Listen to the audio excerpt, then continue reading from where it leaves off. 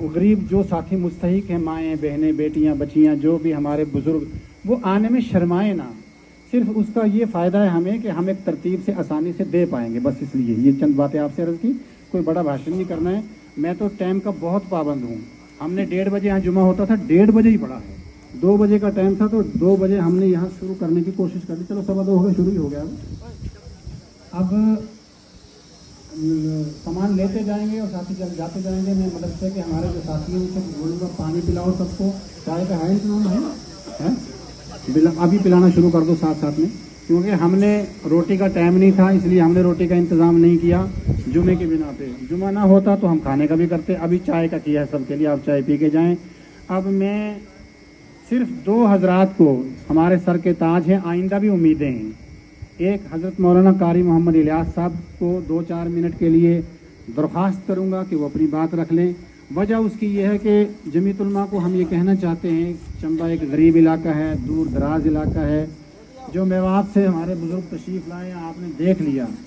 مولانا معز الدین صاحب بڑے، اور ان کے ساتھ مولانا ظفر الدین صاحب اور حضرت مولانا رفیق صاحب، اور ان کے ساتھ پوری ٹیم ہے. تو ابھی نام بھی نہیں لکھ پایا، میں نام بتاؤں گا انشاءاللہ.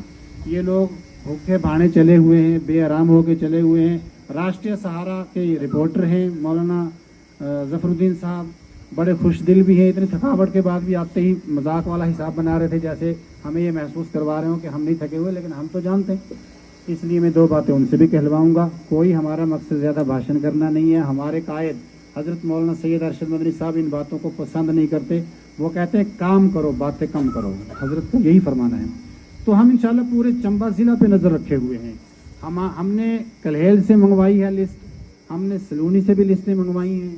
ہم نے بھلئی کے علاقے میں پہلے 2 پک اپ جا کے وہاں تقسیم بھی کی ہیں.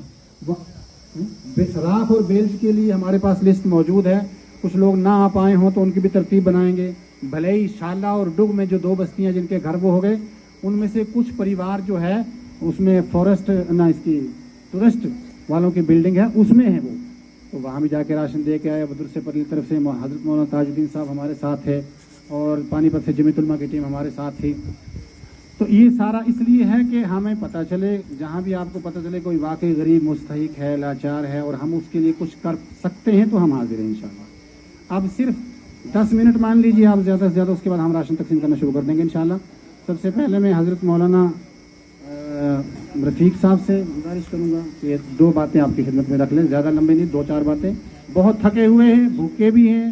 4 بجے کے بعد ان کو بیچاروں کو بھی کھانا کھلانا ہے. میں نے آرام کا بھی ٹائم نہیں، لیکن میں نے کہا جی یہی ٹائم ہے ہمارا مین. اس کے بعد حضرت مولانا ظفر الدین صاحب 2 باتیں، پھر مولانا الیاس صاحب، بس اس کے بعد صرف ہم نے بانٹنا شروع کر دیا انشاءاللہ.